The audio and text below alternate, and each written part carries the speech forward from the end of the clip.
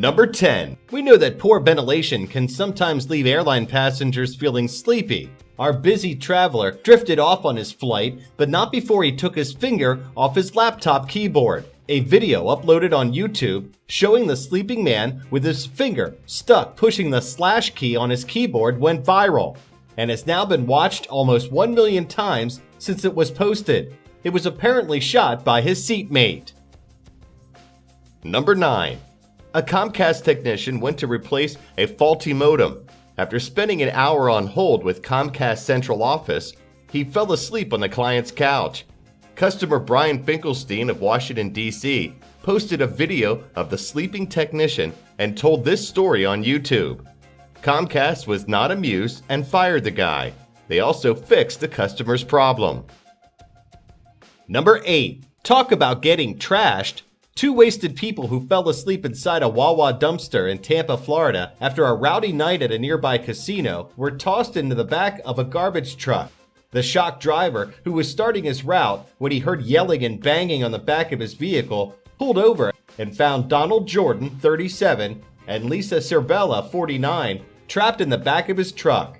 The boozy duo appeared really intoxicated and were resting inside the dumpster after hitting the slots. They were rescued by emergency responders and taken to Tampa General Hospital, where they were treated for back pain. They were not homeless, as cops initially believed. Number 7. A Dublin man was found asleep on a pile of stolen cash with his accomplice after an armed robbery of a pharmacy. Luke Curry, 25, held open the security door of the shop while his accomplice entered. The other man was masked and carrying a kitchen knife. The staff in the pharmacy said that they were in fear during the robbery, in which 400 euros were stolen. As a result of inquiries and a local tip-off later that day, police went to a house near the pharmacy. They looked through a window of a house and saw the 2 suspects sleeping on a couch. Police entered the house and had to wake the men up. They found 275 euros of the stolen cash in a pile under where they were lying and arrested both men. Curry was too intoxicated to be interviewed, but later claimed he was in the pharmacy for innocent reasons. Number 6. A drunken student fell asleep on a radiator and woke up to find his arm melted to it. While he slept, the central heating system turned on, and the hapless drunk slumbered for hours before being woken up by searing pain in his left arm. The 21-year-old found his skin fused to the searing hot radiator, and he had to painfully peel himself off. Devin took himself to a hospital where he received specialist burn treatment, but is still carrying the scars of his ordeal. Number 5. If you thought being caught sleeping after a robbery was bad timing, wait until you hear this story. Police in Sarasota, Florida, arrested a man that broke into a home and fell asleep on the couch. A resident woke up and found 29-year-old Timothy Bontrager sleeping on her living room couch. When she asked Bontrager what he was doing in her house, he apologized and left after she told him she was calling the police. The woman then noticed her wallet, driver's license, credit and debit cards, as well as checks, were missing from the table in the living room. The suspect was found walking along a nearby road. He was transported to the Sarasota County Jail without incident. Number 4.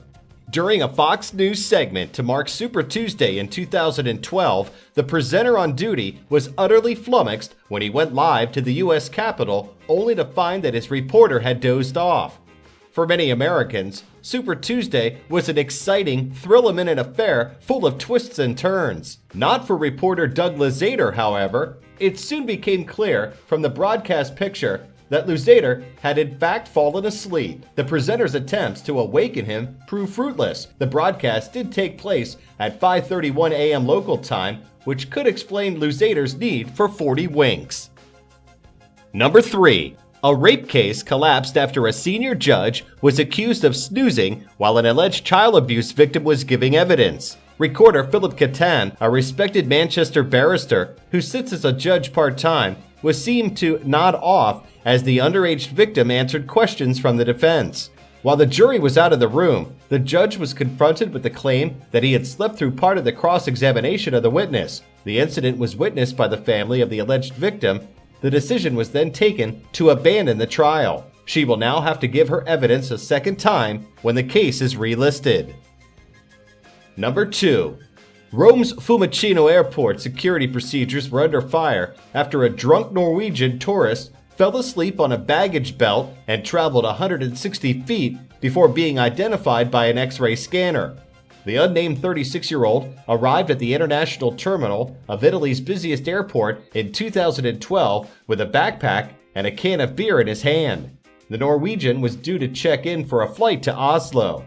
When he found no one on duty at the airline desk, he leapt across the counter and fell into a deep sleep on the baggage belt with his bag beside him.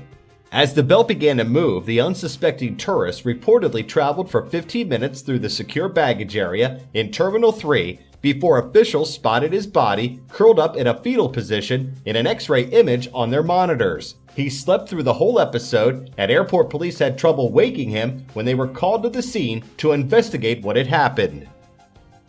Number 1. In April 2015, a baggage handler for Alaska Airlines fell asleep in the cargo area of the plane and began yelling and pounding on the walls when he awoke. The passengers and crew of Alaska Airlines Flight 448, bound for Los Angeles, heard screams and banging noises coming from the cargo hold after takeoff. The passengers were told that the plane would return to the airport and they would be informed of the reason later.